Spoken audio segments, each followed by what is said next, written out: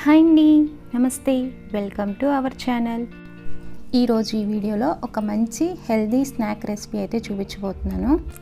మనం ఈవినింగ్ స్నాక్స్కి బజ్జీలు, సమోసాలే కాకుండా వడలు కూడా ఇష్టంగా తీసుకుంటాం కదా. అయితే ఈ వడల రెసిపీని హెల్దీగా ఎలా ప్రిపేర్ చేసుకోవాలో ఈ వీడియోలో చూపిస్తాను. దానికంటే ముందు మీలో ఎవరైనా మన ఛానల్ని ఫస్ట్ టైం చూస్తున్నట్లయితే వెంటనే సబ్స్క్రైబ్ చేసుకొని పక్కనే ఉన్న బెల్ ఐకాన్ని యాక్టివేట్ చేసుకున్నారంటే నేను ఎప్పుడు కొత్త వీడియో అప్లోడ్ చేసినా వెంటనే మీకు నోటిఫికేషన్ వస్తుంది. ఈ వడల రెసిపీని పుట్నాల పప్పుతో ప్రిపేర్ చేసుకుంటున్నాము. 1 కప్పు పుట్నాల పప్పు ఒక మిక్సీ జార్లో వేసుకొని 1 టేబుల్ స్పూన్ సోంపు కూడా వేసుకొని మెత్తగా గ్రైండ్ చేసుకోవాలి. మెత్తగా గ్రైండ్ చేసుకున్న ఈ పుట్నాల పప్పు పొడిని ఒక మిక్సింగ్ బౌల్లోకి వేసుకోవాలి. ఇప్పుడు ఇందులోకి 1/2 కప్పు క్యారెట్ తురుము, కొద్దిగా కొత్తిమీర తరుగు, రుచికి తగ్గట్టు పచ్చిమిర్చి తరుగు, 1/2 కప్పు ఉల్లికాడల తరుగు ఇవన్నీ పుట్నాల పప్పు పొడిలా వేసుకొని కలుపుకోవాలి.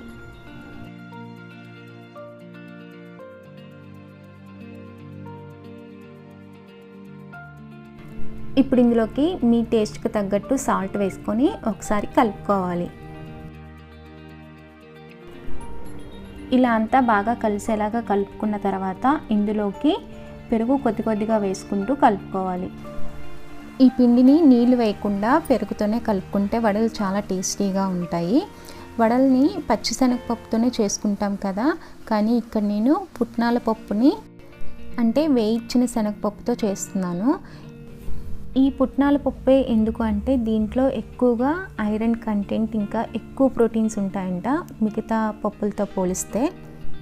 పచ్చిశనగపప్పుతో చేసే వడల్ని గ్యాస్ట్రిక్ ప్రాబ్లం ఉన్న వాళ్ళు 1-2 తీసుకున్నా వాళ్ళకి త్వరగా గ్యాస్ ఫామ్ అయ్యే ఛాన్సెస్ ఉన్నాయి. అలాంటి వాళ్ళు ఏంటి అంటే ఈ వడల్ని అవాయిడ్ చేసేస్తారు.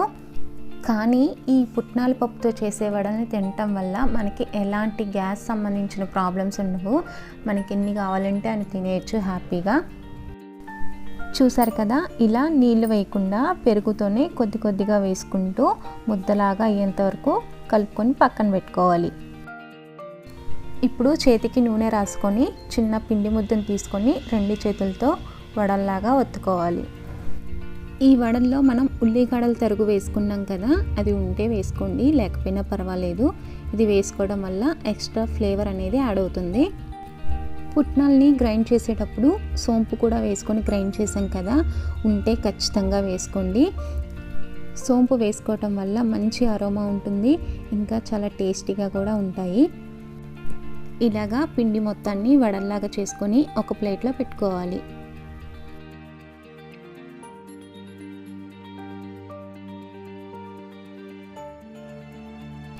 ఇప్పుడు స్టవ్ వెలిగించి స్టవ్ మీద ఒక ప్యాన్ పెట్టుకొని నూనె కానీ నెయ్యి కానీ అది మన ఇష్టం, ఏదైనా వేసుకోవచ్చు. ఇలా వేసుకున్న తర్వాత ప్యాన్ మొత్తం స్ప్రెడ్ చేసుకోవాలి. ఇలా స్ప్రెడ్ చేసుకున్న తర్వాత వడల్ని ఒక్కొక్కటిగా వేసుకుంటూ 2 వైపులా మంచి కలర్ వచ్చేంత వరకు ఫ్రై చేసుకోవాలి. ఈ వడలు పై వైపును కూడా కొద్దిగా ఆయిల్ స్ప్రెడ్ చేసుకుంటే ఇవి తిప్పి 2వ వైపు కాల్చుకునేటప్పుడు కూడా చక్కగా వేగుతాయి. మనం ఎక్కువగా వడల్ని డీప్ ఫ్రై చేసుకుని తింటాం కదా, అలా కాకుండా ఇలా తక్కువ ఆయిల్తో చేసుకోవడం వల్ల హెల్త్కి చాలా మంచిది. ఇంకా డైట్ ఫాలో అయ్యే వాళ్ళు కూడా ఇవి హ్యాపీగా తినేయచ్చు. ఒకవైపు మంచిగా వేగిన తర్వాత టర్న్ చేసుకుని 2వ వైపు కూడా మంచి కలర్ వచ్చేంత వరకు ఫ్రై చేసుకోవాలి.